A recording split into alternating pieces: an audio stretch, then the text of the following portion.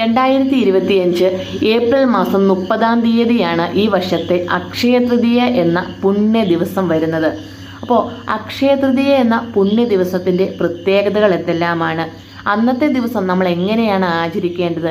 രാവിലെ നമ്മൾ ഉണർന്ന് എഴുന്നേൽക്കുമ്പോൾ മുതൽ അക്ഷയ തൃതീയ ദിവസം നമ്മൾ കുറേ ചിട്ടകൾ നമ്മൾ അനുഷ്ഠിക്കേണ്ടതായിട്ടുണ്ട്. അങ്ങനെയാണെങ്കിൽ നമ്മുടെ ജീവിതത്തിൽ പല രീതിയിലുള്ള സൗഭാഗ്യങ്ങളും വന്നു ചേരും. പക്ഷേ ചില ആളുകളോടെങ്കിലും അക്ഷയ തൃതീയയുടെ പ്രത്യേകതയെക്കുറിച്ച് ചോദിച്ചാൽ അവർക്ക് പറയാനുണ്ടാകുന്നത് അന്നത്തെ ദിവസം സ്വർണം വാങ്ങിക്കുന്നത് വളരെ ശ്രേഷ്ഠമാണ് എന്നാണ്. അതേപോലെ അക്ഷയ തൃതീയ ദിവസം ഏത് സമയത്താണ് സ്വർണം വാങ്ങിക്കേണ്ടത് എന്നൊക്കെ ആലോചിച്ച് നിൽക്കുന്ന ആളുകളുണ്ട്.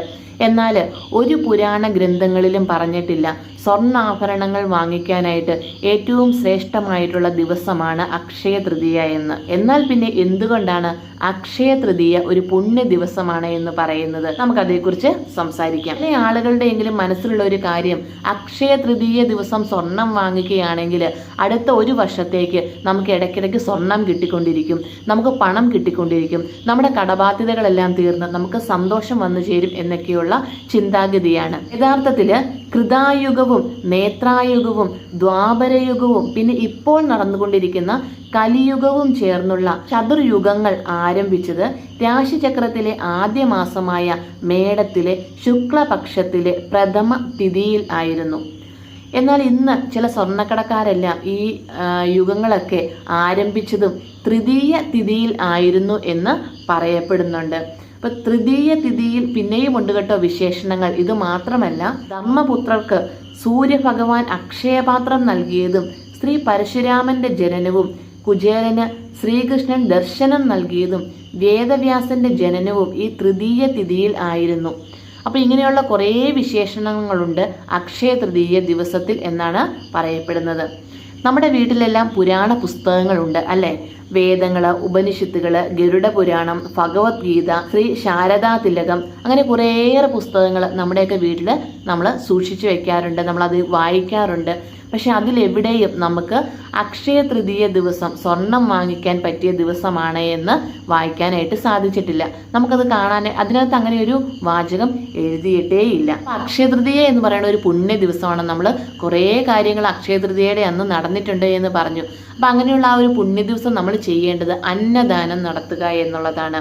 അന്നദാനം അല്ലെങ്കിൽ നമുക്ക് എന്ത് ദാനമാണെങ്കിലും ചെയ്യാനായിട്ട് ശ്രേഷ്ഠമായിട്ടുള്ള ദിവസമാണ് അക്ഷയ തൃതീയ. ഈ സ്വർണ്ണ വ്യാപാരികൾക്ക്, സ്വർണ്ണക്കടക്കാർക്കൊക്കെ അവർ നമുക്ക് ആ ഒരു സ്വർണ്ണമൊക്കെ നൽകുമ്പോൾ അവർക്ക് പ്രത്യേകിച്ച് ഒന്നും സംഭവിക്കാനായിട്ട് പോകുന്നില്ല. കാരണം എന്ന് പറയുന്നത് അവരിങ്ങനെ അതിങ്ങനെ കൊടുക്കുകയാണ്, അവരവരുടെ കയ്യിലേക്ക് വാങ്ങിക്കുകയല്ല, അവരത് നമ്മളിലേക്ക് തരികയാണ് ചെയ്യുന്നത്. അപ്പോൾ അവർക്ക് അന്നത്തെ ദിവസം നല്ല ബിസിനസ്സൊക്കെ നടക്കും. അതോടൊപ്പം തന്നെ അവരൊന്നും വാങ്ങിക്കുന്നില്ല, അവരാ പണം നമ്മുടെ നിന്ന് വാങ്ങിക്കുന്നുണ്ട് എന്നല്ലാതെ സ്വർണം അവർ നമുക്ക് തരികയാണ്. ആ വിശേഷ സ്വർണത്തിനാണല്ലോ അന്നത്തെ ദിവസം പ്രാധാന്യം എന്ന് പറയുന്നത്. ആ സ്വർണം നമ്മൾക്ക് സ്വർണ്ണക്കടക്കാർ തരികയാണ്.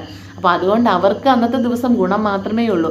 അക്ഷയ തൃതീയ ദിവസം നമ്മൾ ചെയ്യേണ്ടത് രാവിലെ കുളിയൊക്കെ കഴിഞ്ഞ് ശുദ്ധമായി നിലവിളക്ക് കൊളുത്തി ഗണപതി ഭഗവാനെയും മഹാലക്ഷ്മിയെയും മറ്റ് ഇഷ്ടദേവതകളെയും പ്രാർത്ഥിക്കണം. എന്നിട്ട് നമ്മുടെ കുടുംബത്തെ ആ പട്ടിണിയില്ലാതെ കഴിയാനുള്ള ആ ഒരു പണത്തിൻ്റെ ബാക്കി എന്തെങ്കിലും നമ്മുടെ വീട്ടിൽ ഇരിപ്പുണ്ടെങ്കിൽ, അതായത് നമുക്ക് നീക്കി ബാക്കി എന്തെങ്കിലും നമ്മുടെ കയ്യിലുണ്ടെങ്കിൽ അതിൽ നിന്നൊരു ഓഹരി എടുത്ത് നമുക്ക് അന്നത്തെ ദിവസം അന്നദാനം നടത്തുന്നത് വളരെ ശ്രേഷ്ഠമാണ്.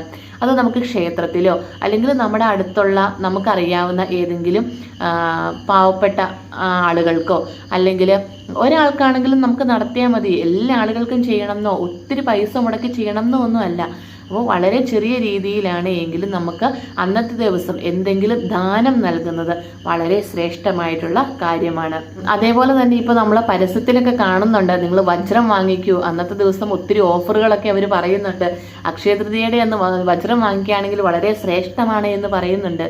പക്ഷേ അങ്ങനെയാണോ? നമ്മുടെ ഗ്രഹനിലയിൽ ശുക്രന്റെ സ്ഥിതി അനുകൂലമാണോ എന്ന് നോക്കാതെയും ശുക്രന്റെ പ്രതികൂല ഗ്രഹത്തിന്റെ ദശ നടക്കുന്ന സമയത്തും നമ്മൾ വജ്രം ധരിക്കരുത് എന്നാണ് പറയുന്നത്.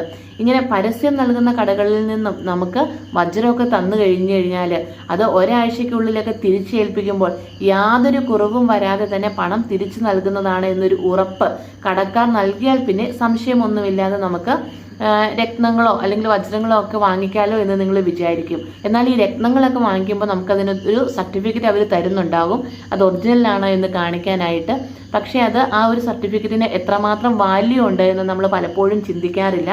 ഇപ്പോൾ ഈ അടുത്ത തിരുവനന്തപുരത്ത് നടന്ന ഒരു സംഭവത്തെക്കുറിച്ച് നിങ്ങൾ എല്ലാവരും അറിഞ്ഞിട്ടുണ്ടായിരിക്കും.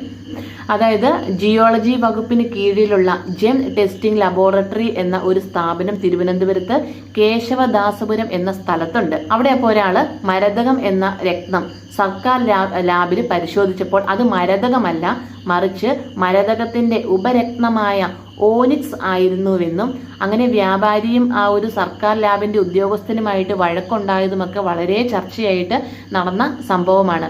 അപ്പോൾ ഇങ്ങനെ നമുക്ക് വജ്രവും അല്ലെങ്കിൽ മരതകം എന്നൊക്കെ പറഞ്ഞ് തരുന്ന കാര്യങ്ങൾ എത്രമാത്രം ഒറിജിനാലിറ്റി ഉള്ളതാണ് എന്ന് നമുക്ക് ശരിക്കും അറിയില്ല. അപ്പം നമ്മളത് തിരിച്ചു കൊണ്ട് കൊടുക്കാനായിട്ട് ചെന്ന് കഴിയുമ്പോഴായിരിക്കും പല സമയത്തും നമ്മൾ തട്ടിപ്പിനിരയായി എന്ന് നമുക്ക് മനസ്സിലാക്കാനായിട്ട് സാധിക്കുന്നത്.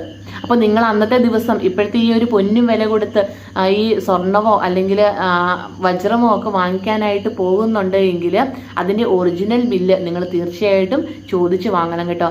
ഇതിപ്പോൾ ഈ അക്ഷയ തൃതീയയിൽ ചെയ്യേണ്ട കാര്യമില്ല, ഞാനിപ്പോൾ ഇത് പറഞ്ഞു വന്നപ്പോൾ അങ്ങനെ പറഞ്ഞു പോയിന്നേ ഉള്ളൂ. കാരണം എന്താണെന്ന് ചോദിച്ചാൽ ഒത്തിരി തട്ടിപ്പുകൾ നടക്കുന്ന ഒരു ദിവസമാണ് അക്ഷയ തൃതീയ. അപ്പം അന്നത്തെ ദിവസം നിങ്ങൾക്ക് സ്വർണം വാങ്ങിക്കണം എന്ന ആഗ്രഹമുണ്ടെങ്കിൽ നിങ്ങൾ ബില്ല് തീർച്ചയായിട്ടും ചോദിച്ച് മേടിക്കാനായിട്ട് ശ്രദ്ധിക്കണം. അപ്പോൾ അക്ഷയ തൃതീയ എന്നാൽ അക്ഷയമായി നമുക്ക് ലഭിക്കുന്ന പുണ്യമാണ്.